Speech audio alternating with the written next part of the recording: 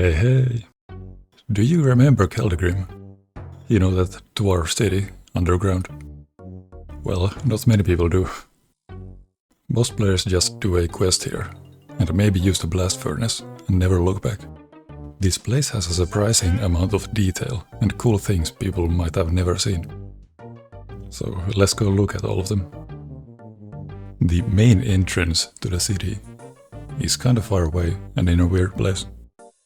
But since it's the entrance, I think we should probably start there. This tiny hole is actually the city entrance. It doesn't look that special. But these two statues are unique and do give it away a little bit. The statues are actually unique from each other. They also have their own examine text. One of them is clearly holding an axe of some kind. The other one is kinda weird though. It looks like his finger is kinda long. His pose kind of looks like he was holding a book previously and pointing at it or something, I don't know. He's also missing an arm, so I think these are old. Heading inside, we find yet another cave entrance with two more statues. These statues are the same, just rotated. They have the same model as the axe statue outside, but their examine text is different. Heading inside this cave entrance, we get a very cool view of this underground waterway. We also get our first glimpse at Keldagrim, the proper city. We can see the previous small cave section from here as well, but you do need some kind of a render distance plugin or something to see it. The cave entrances don't seem to match up. I think we were never meant to see this, since it's an old place. Render distances used to be a lot smaller back then. These small ferry boats don't have a click box, which means we also don't get examine texts for them. These wheels might have been misplaced since they're floating mid-air. I think they're supposed to be attached to the boat. The examine texts we do find in this area don't seem too deep or interesting, so I guess we didn't miss out on much. The first NPC we can talk to are these two dudes. They both have a talk and a travel option. The boatman takes you to the city, and the ferryman ferries you across to the mines. This area might be familiar to players, since this is where the quest between a rock leads you. There's not a lot of interesting things to look at in here. These wooden support beams don't have a click box. Same goes for this grey rock, which is a little unusual but not that interesting.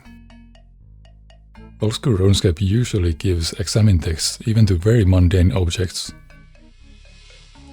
We also find these cool support rock structures on the walls. I don't really know what I should call these, since we don't have an examine text for them to work with. You can actually visit Don Dakhan, the dwarf, after the quests. You can even go back to the rocky quest area to mine if you're wearing a gold helmet. This cannon actually has the same examine text as the cannon players can use. We also find these unique cannonballs. You can kind of guess the material used from the colors, but they all have the same examine text.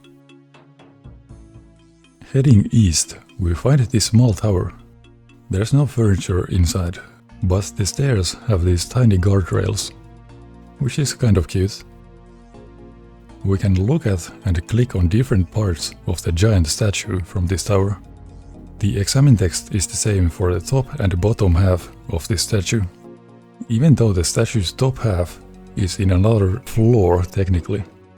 Disabling roofs doesn't cut it off, which is a nice touch. This dwarven boatman next to the tower is unique. He actually banks gold ore for you. He even has a tax system. We find some dwarves we can actually fight. Their loot table is what you would expect from mining enjoyers, but it's kind of bland, they don't drop anything cool. Their examine text is kind of fun, if nothing else. We also find some coal and copper in this corner. We also find this really cool looking steamboat here. This boat has a few clickable objects, but they're located on the second floor of the world, meaning if you're sitting on the dock here, you can't actually click on anything on the boat. You can click on the stuff on the top deck, but you have to use some tricks and find the second floor of the city somehow. This tower is the closest place you can do that. The exam index are not that interesting, but I doubt many people have actually clicked on these.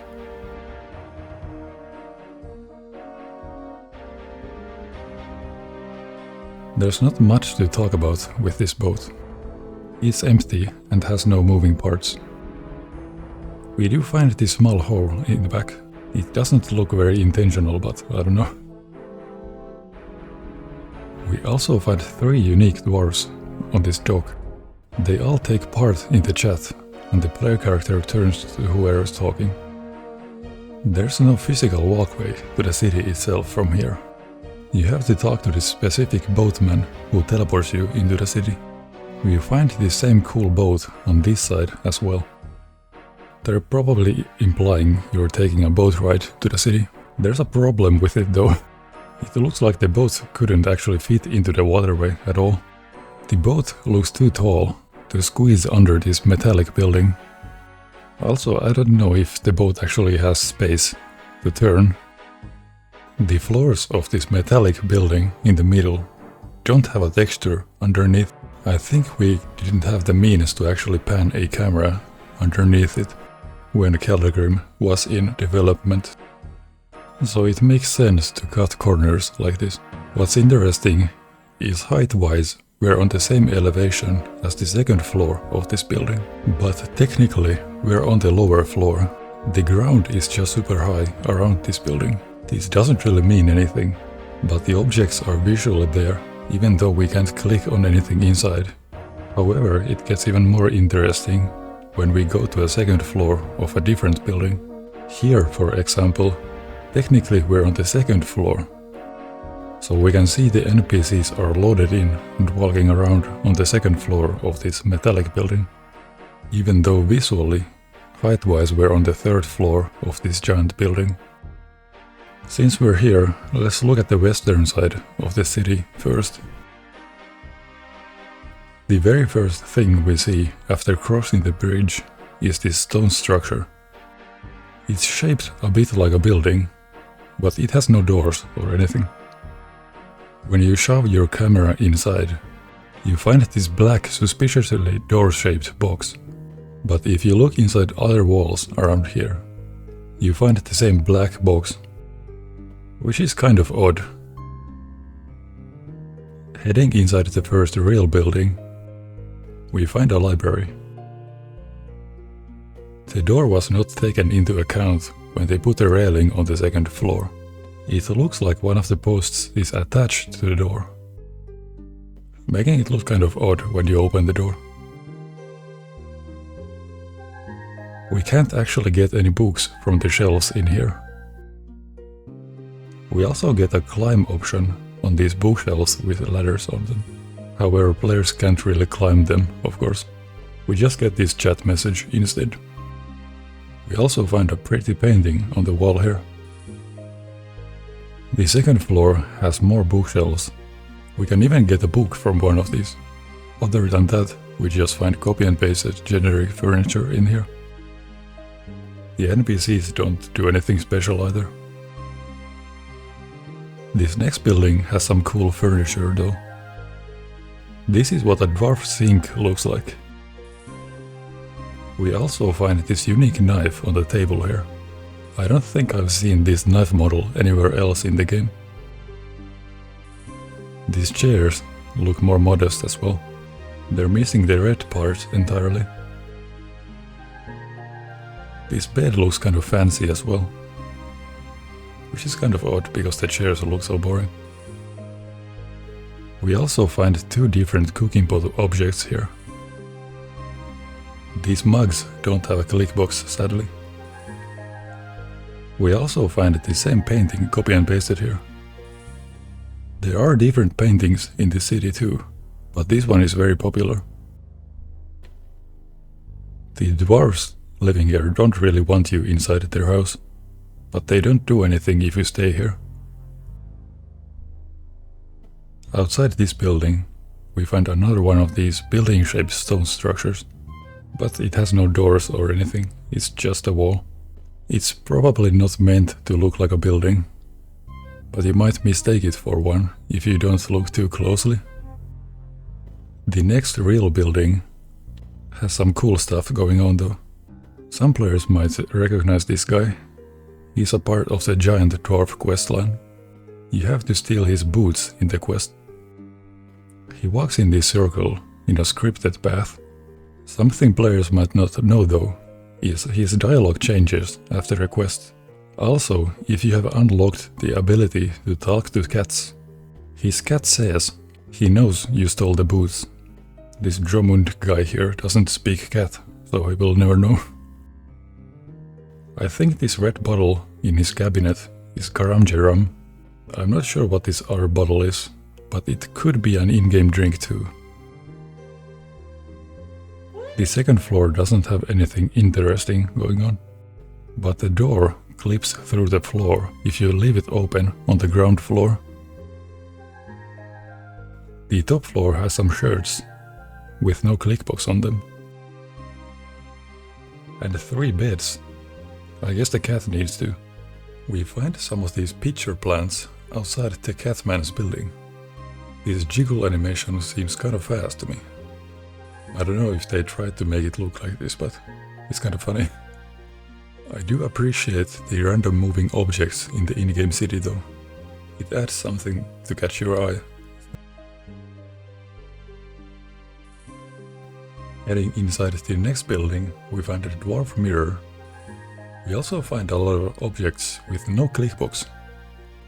And another one of these paintings. This tool rack on the wall has a lot of unique objects the players can't get. They actually gave this empty weapon rack its own examine text, which is kind of fun. This fireplace is probably meant to look like a furnace. The examine text implies it's meant for cooking though. I think it's copy and pasted from a kitchen somewhere. Upstairs we find a different colored shirt rack. We also find 2 different bed models here. The next building looks kind of similar to the central building of the city. We also find this red floor inside. Here's some black guards as well. We also find these blackguard berserkers. Their miscellaneous drops are kind of unusual. There's not a lot of monsters that drop beer kegs and drink molds, for example. This desk has a tiny desk plant on it. I'm not sure what this cylinder is supposed to be. Maybe a tall glass? This building doesn't have that much going on, to be honest. The next building is the bank of the city. It looks like a normal bank building, it's nothing crazy. We do find this kind of unusual painting here. It looks like an elf to me, which is kind of odd for a dwarf city. We also find black books in here, which is kind of unusual for a book color in this game. The next building is the armor shop of the city. We find a lot of cool things in here, like these armor stands. These armor sets are unique to this building, and there's no wearable versions of these armors in the game. A lot of this armor doesn't look like the armor the dwarf guards wear. The dwarf guard armor is a lot darker than this.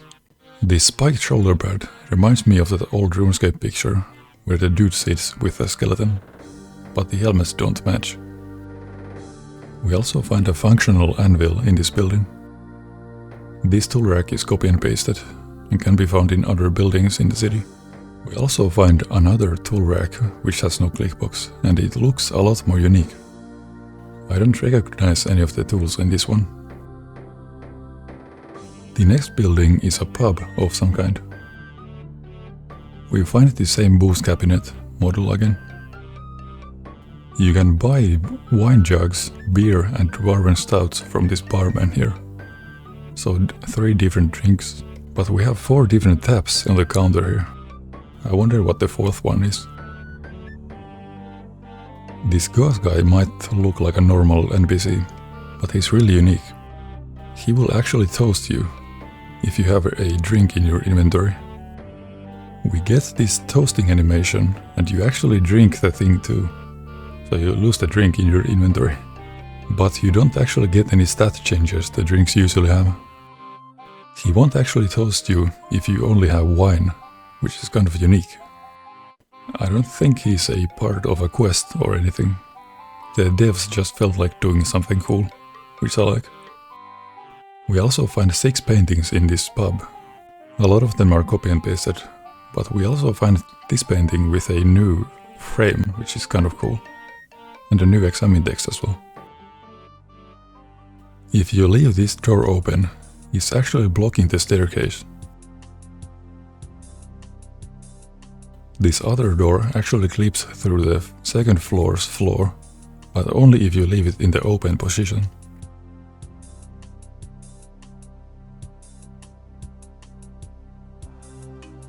This top floor has nothing unique going on. We find 3 paintings here, but they're copy and pasted. No new paintings yet. The next building is the stonemason's shack. Players might be familiar with this guy. He sells fancy construction materials. Many Iron Men have probably been here at some point. His shack has some interesting objects though. These tool racks have some cool hammers and a chisel thing too. We find another one of these furnaces with a cooking related examine text. But the coolest object here is this stone crusher machine. The examine text calls it an automated stone hammer. It's tucked in this corner here, so many players have probably just never noticed it. The hammer in this machine is actually the same model that's on the tool racks on the walls. You can see the hole in the grip if you look very closely.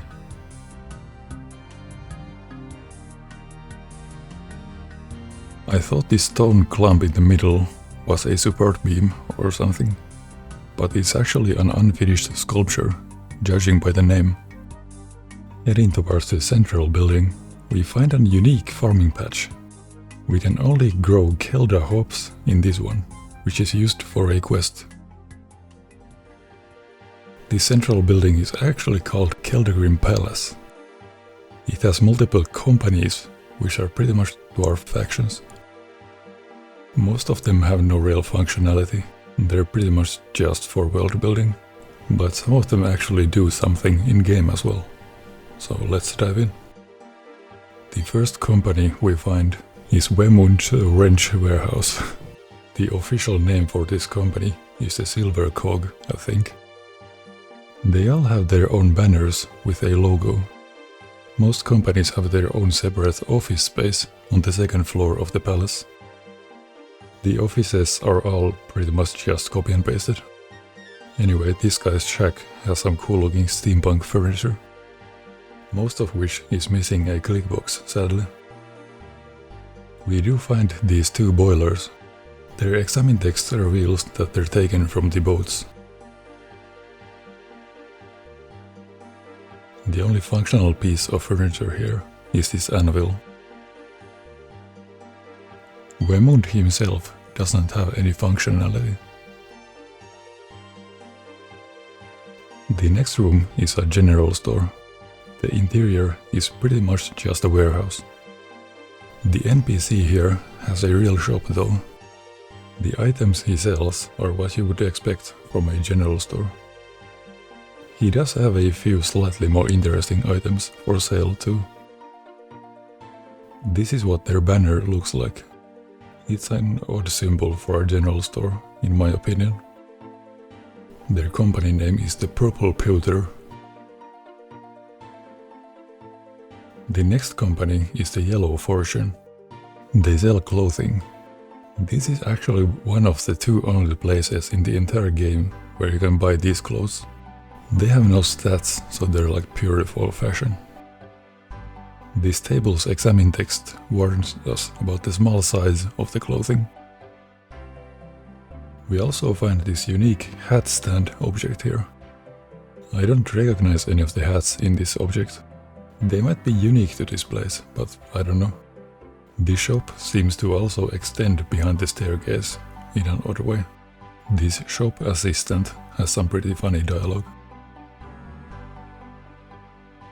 This shop's next door neighbor is not affiliated with a company. He's just a dude that sells warhammers. This furnace does have a smelt option, but if you try to use it, the warhammer guy gets really pissed off. These weapon racks have warhammers on them, which is a nice touch. We also find a warhammer on an anvil here. Oddly enough, this entire object is just called warhammer though. The other side of this building has less company affiliated things and more normal shops. We find a lot of stalls you can actually steal from. First one being this silk stall. The vendor next to it sells some more dwarf clothing. He's only selling grey clothing though. This spinning machine is actually quite unique to this spot. Interestingly enough, this spinning machine is actually moving during the quest, but once you've completed the quest, it actually stops moving forever. The next stall is the silver stall. The vendor is what you would expect, so nothing crazy. It's a little boring, to be honest. The next stall, on the other hand, is pretty cool. This is the only crossbow stall in the entire game. We can find a poisoned bronze bolt and crossbow limbs cut in half on the table. We also find a crate with a bow icon on it and some unclickable crossbows leaning on the wall next to it. The crossbow vendor has some cool dialogue too. He actually explains how the players can craft their own crossbows. I think most players just Google these things, so I doubt it's useful in the current year. The next stall is a crafting stall. The ball of wool on the table looks really weird. It's almost like a snail or something. Here's a normal ball of wool for reference. Other than that, there's nothing interesting here. The next stall is quite normal too. This is a gem stall. The stall next to that one is quite basic as well. This kind of bread is something the players can't actually get. But every baking stall in the game has this bread. But we also have this lime green pie here, which I think is unique to this place. There's a few faintly green edible pies in the game, but I don't think any of them are this light green color. I don't really know though. If you're an old school RuneScape pie expert, can you explain this to me please? This portion of the palace has guards, which will aggro if they see you stealing from the stalls. We also find this unique NPC called Soon. He has some really cool behavior. His dad yells out random items he wants. Then Soon actually walks into the marketplace and buys the item through this overhead dialogue, and then he goes back. He's actually one of the only NPCs in the entire game who can actually open doors. He's not a part of a quest or anything, I don't think. I have no idea why they decided to put this much effort into this random dwarf, but I love it, it's actually kind of cool.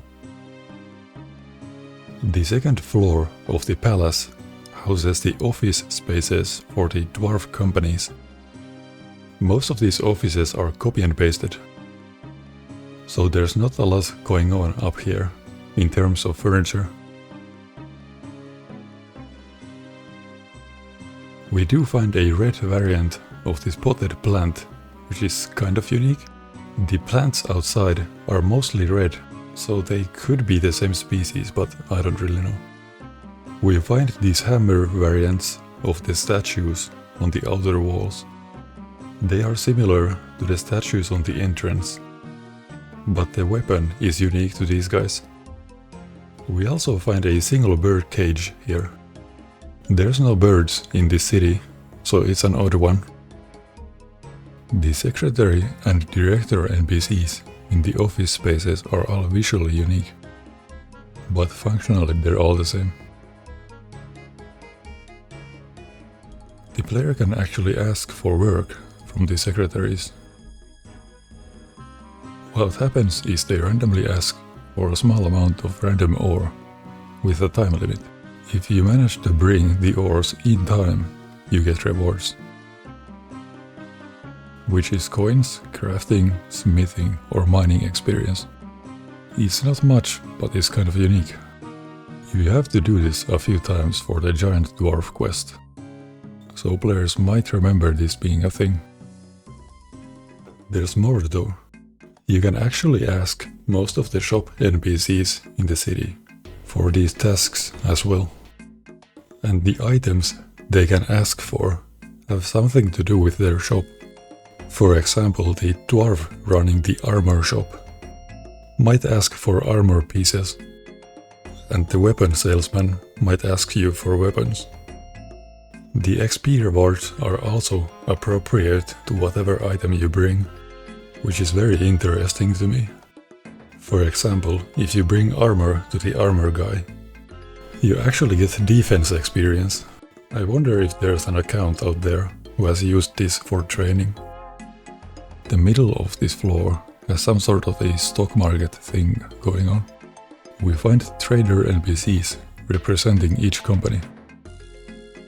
The only option they have is examine, which is quite rare for this game. You can't talk to them at all. Their examine texts let you know which company they represent. We find a trade referee in the middle. He has a talk to option, but he's busy so he doesn't say a lot. They all have overhead dialogue to make it look like they're trading, which is nice world building. Some of the things they say are kind of interesting though. For example, I've seen one of them say, buying new territory. Whenever the trade referee is talking, he's actually locked out of talking to the player. If you click on him to talk to him during his overhead dialogue, it doesn't actually do anything. The player character doesn't even move next to him, which is unusual. The female dwarf walking animation looks off to me. If you look carefully, you can see their head move from side to side in a weird way. Only when they're walking though. When they're standing still they look normal. I can't really tell if this was the intentional effect or no. This is only seen on the female dwarfs. We can find a new statue variation on the top floor of the palace. These statues are smaller and look similar to the entrance statues, but their axe shape is unique. Inside we find the Dwarven Consortium table. This is seen in some quest cutscenes. It looks quite fancy.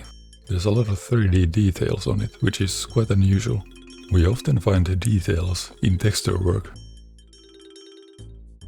They even 3D modeled the bolts around the edges. This throne has cloth draped over it. The cloth is actually somewhat see-through. We can see the backrest being hollow. We see some golden parts at the very top of the chair.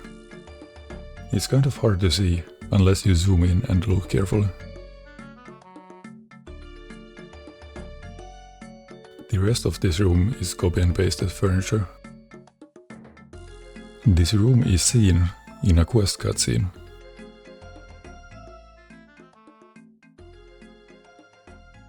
The first building outside of the palace is the sculptor's house. As you might expect, we find statues in the sculpting process here. Most of these look finished at a quick glance, but if you look carefully, you can see they're not done quite yet. This guy's weapon and head are still stuck together. They're also missing some details. We also find our first fireplace, which actually looks like it's meant for cooking.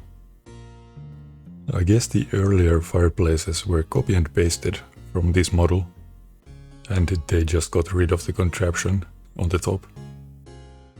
This almost a statue is copy and pasted. We found one of these in the construction store.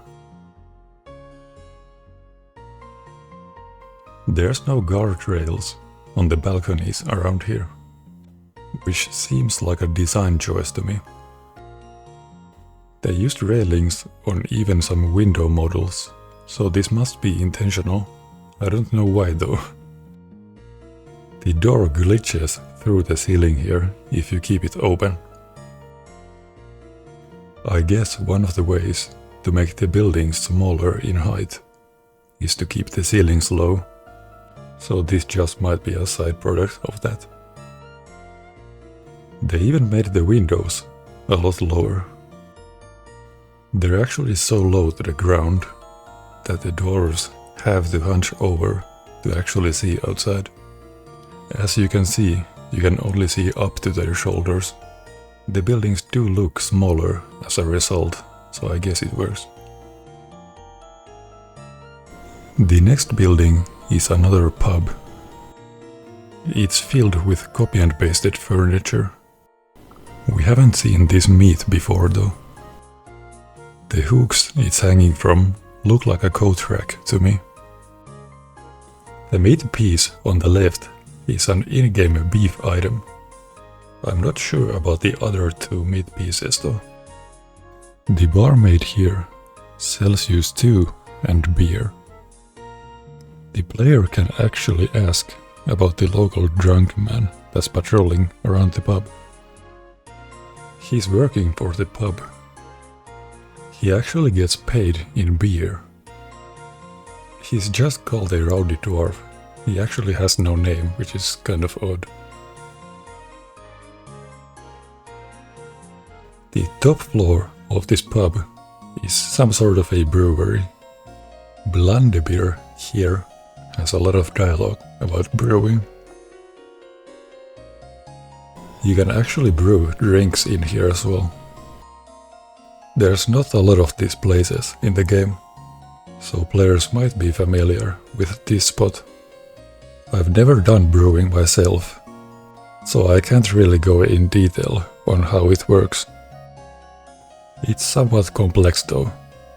There's a lot of different interactable objects. The drinks you can make act as boosters. We find more of these meaty coat racks in here as well. We even find a variant of it. This variant has unique examine text. The rest of this area is copy and pasted. We find these two interesting looking smokestacks on the roof. They almost look like antennas. They're not actually connected to anything inside. Let's go to the Beast's lair. Mr. Beast himself here doesn't actually do much. The Beast won't let you go down unless you've done the Rat Catcher's quest. The Beast is actually smoking Jones' cat. More of him later. Straight off the bat we can find these moving barrels. And a house of all things. The barrel is full of rats. This underground area is a rat pit, so it makes sense. Rat pits are almost like a fight club for pet cats. These are not very popular content, and you don't really get much from doing it, so a lot of players probably never been down here. We find rat traps down here, which isn't very surprising. They're actually functional though. We find a take option on them. You take 3 damage if you try to take these though. Sometimes there's cheese in them, and you can try to take it off if you wish. They're not unique to this specific place. We can find them in other rat pits as well. These small houses are called rat barns. If you look closely, you can see tails poking out of these crates. They move a bit as well. Their door model is called a rat lever. They didn't actually model the inside of this box, so you can see through the entire barn from the right angle. These rat walls are cool. You actually get a spectate option when you click on them. When you do that, the player character leans over and the camera actually moves out a bit. Interestingly enough, the camera is actually locked in this position. But if you rotate the camera, it still takes the input. You can see the minimap is spinning a bit here, but my camera location doesn't move. You can't actually cancel this with escape or anything. If you want to stop spectating, you have to actually click away from the wall and walk away. We find yet another bar in here. It's mostly copy and pasted furniture. We do find more rat traps though. This trap in particular is actually behind the table, so the players can't interact with it. If you click on it when the door is open, the player character actually paths outside of the building. We also find this unique blackguard NPC. He has a unique name and his armor is also unique. I think this is the only blackguard with this lighter colored armor. I wouldn't even have known he's a blackguard, but his examine text says so. Most of the NPCs have some pretty funny dialogue. Okay. Every NPC here also explains the rat pits minigame. It's a pretty complicated minigame, so we won't go through the entire thing here. But basically, you can use your pet cat to fight the rats in the arena. You can compete with other players' cats. Whoever kills 9 rats first wins. Some of the rat pits have unique cats. We find Loki and Captain Tom here. They're mostly to show off how the place works. It's pretty cool, but they do actually die quite often. They respawn after a few seconds. There's even an official world for this minigame, which is pretty awesome if you ask me. The minigame was released in 2005, so it's an old concept.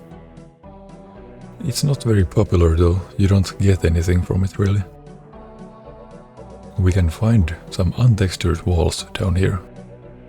I think the camera didn't go this far back then, so you couldn't really see this in 2005, I think. The next building is full of copy and pasted furniture. The roof looks kind of odd. It makes it look like it's 2 different buildings glued together. The dwarf living here has a unique name, but he doesn't really do anything, despite having a unique name. The next house is the kebab shop. We find more of this coat hanger meat, but we also find this mystery meat that's roasting here. The examine text is the same as every other fireplace in the city. I really can't tell what kind of meat this is, assuming it's even meat. If you try to use any item on his meat, he actually gets pissed off.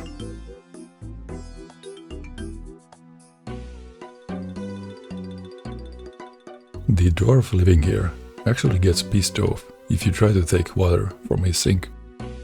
I actually went to check if other dwarves hate water thieves as well. And sure enough, most of them don't want you to do it, which is kind of odd and unique to Keldagrim. The kebab salesman living here is called Keyut. He sells kebabs, as you might expect.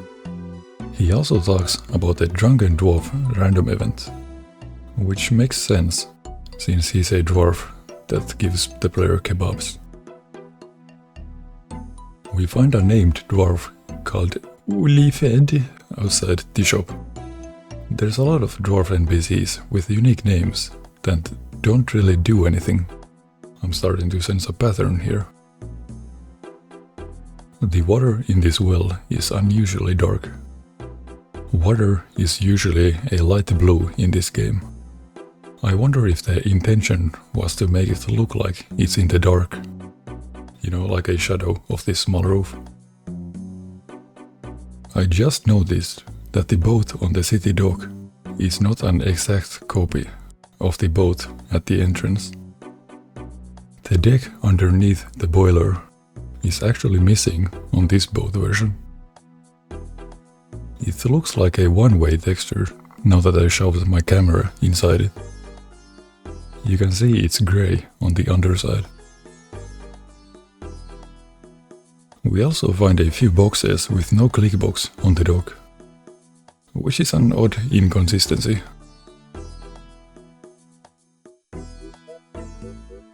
This next building has no unique objects inside, but we do find the Carl in here.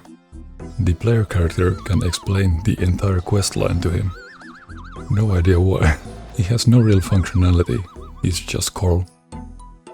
He could be a reference to something, but I don't really know. If you know what this guy's deal is, let me know. The next building is also kind of basic. It's actually full of broken glass though. This is actually the spot with the highest amount of broken glass spawns in the game. This stuff doesn't really have a use. But if you need any, this is the place to go. Also, apparently the Drunken Dwarf random event dwarf owns this place. We also find this Drunken Dwarf guy here. He actually shares the name and examine text with the random event dwarf. Despite him having no real name, he actually has a role. He's a part of a few quests, and he's also a step in a clue.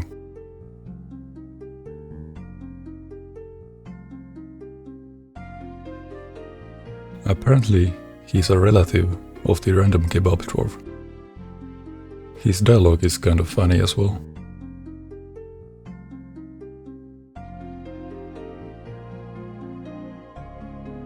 This is also a building that exists, I guess.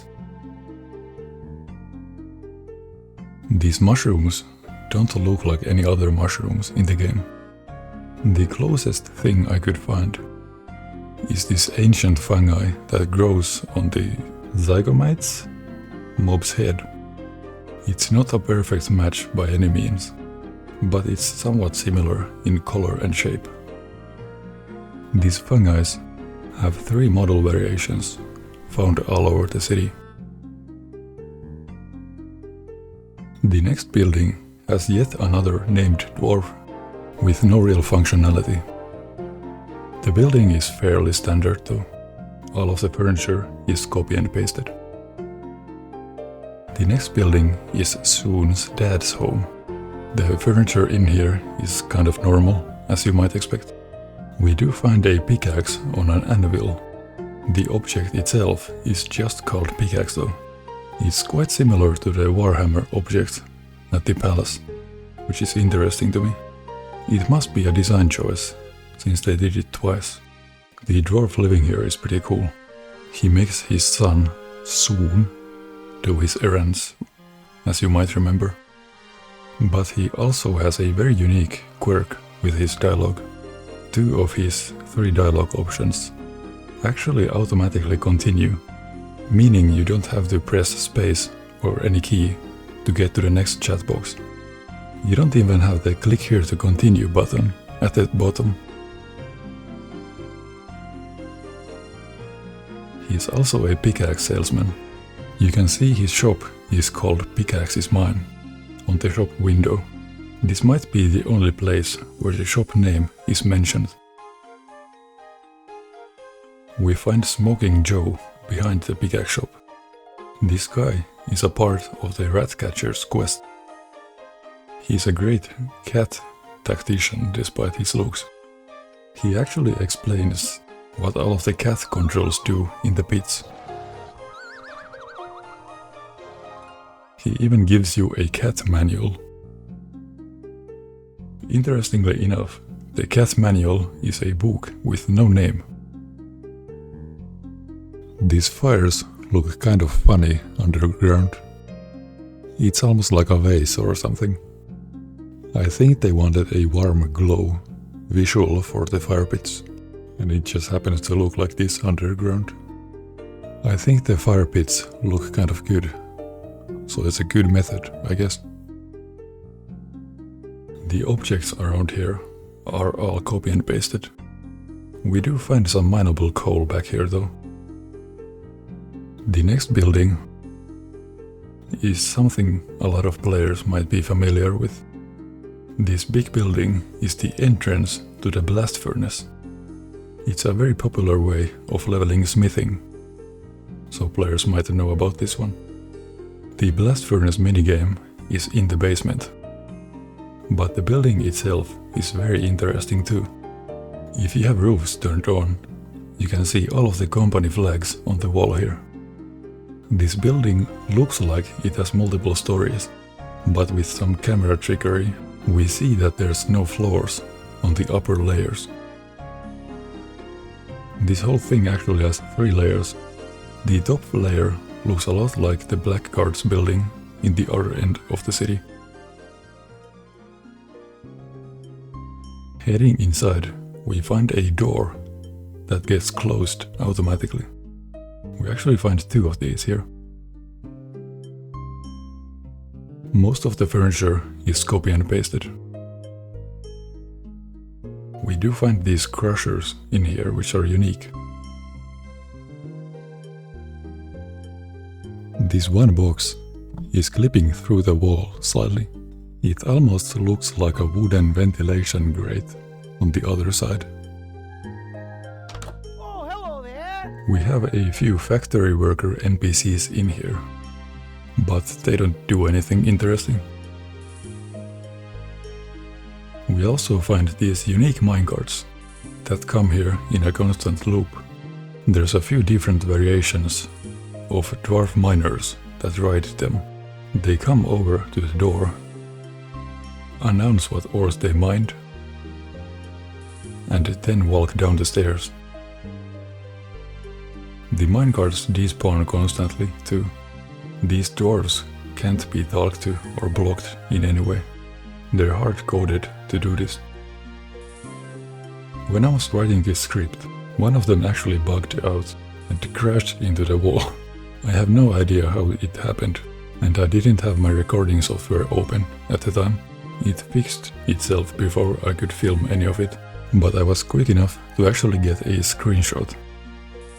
It actually happened a second time when I was getting footage for this video. I still don't know why this happens, but it's pretty funny.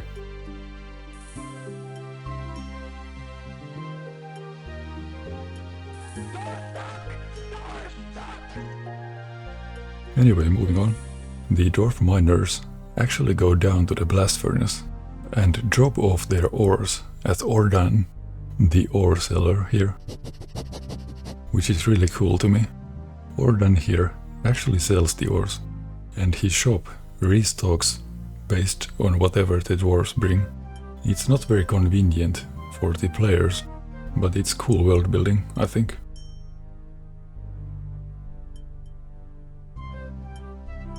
Jorzik here has an armor shop. His stock for the armor is 0, so he's only buying them, not selling any. This makes sense, since people can use this place to smith a lot of armor quickly. This basement doesn't have a lot of unique things, excluding this massive furnace contraption, of course. Let's look at the functionality first. So, in case you didn't know, the player can use this for smelting ore. It's very fast and efficient, but you have to pay. Normal furnaces can smelt 1 bar at a time. This blast furnace can do an entire inventory at once. You can chuck the ores into this melting pot from the top by putting the ore on this conveyor belt. Then it gets physically moved into the pot. The molten metal goes into this doohickey, and you can grab your ready metal here. You need to cool it off first. You can do it with water, but you can also do it by simply wearing ice gloves. Most players just use the gloves. You actually need multiple players to operate this entire thing. Or you can find worlds where dwarf NPCs operate it for you. You have to actually pay these dwarves. It's quite interesting how there's NPCs that are specific to a world. I don't know if any other place does this. You can actually use this machine for other benefits as well. For example, you can use these pumps here to get strength XP. It gives no hit points XP, so players can actually do this to make specific PvP builds sometimes. Using this for strength XP, you can keep your overall combat level lower since you get no hit points levels. I don't really know if this is still a popular way of training pure accounts, but it used to be very popular. The functional parts of this furnace have a very descriptive examine text. We do find a cheeky joke examine text hidden here as well. The building next to the blast furnace is mostly copy and pasted. We find a notice board here, but we can't actually read anything on it. The second floor of this building is cool though. We find this bridge up here. We also find another bridge, which leads to a minecart track. And that track leads into nothingness, sadly. It looks kind of unfinished to me. Surely we get the next update here. Right? The next building looks quite similar. We do find some functional NPCs here though. These cart conductors actually sell minecart tickets. This ticket model and name are identical, funnily enough. The only way to figure out where the ticket leads you is the examine text. The ticket's physical model might be an afterthought. It actually clips into the ground if you drop one. I get it though, who would ever drop one of these? We also find a unique cart conductor in this smaller building. He doesn't sell any tickets, since he's taking a break. We also find an empty building here, with nothing but a single birdcage inside. The cart system is a pretty cool but outdated transport method. Each of these tracks go to a different place. Most players probably know you can go to Grand Exchange and back through one of these, but you can also use these to go to Ice Mountain and White Wolf Mountain. The Wikipedia page describes a bug that makes you go through walls, similar to what I witnessed with the dwarf minecarts at the blast furnace, so I have to imagine it looks similar. We also find a minecart track that's blocked off. It doesn't look like there was ever a track here. There's not much behind these boards.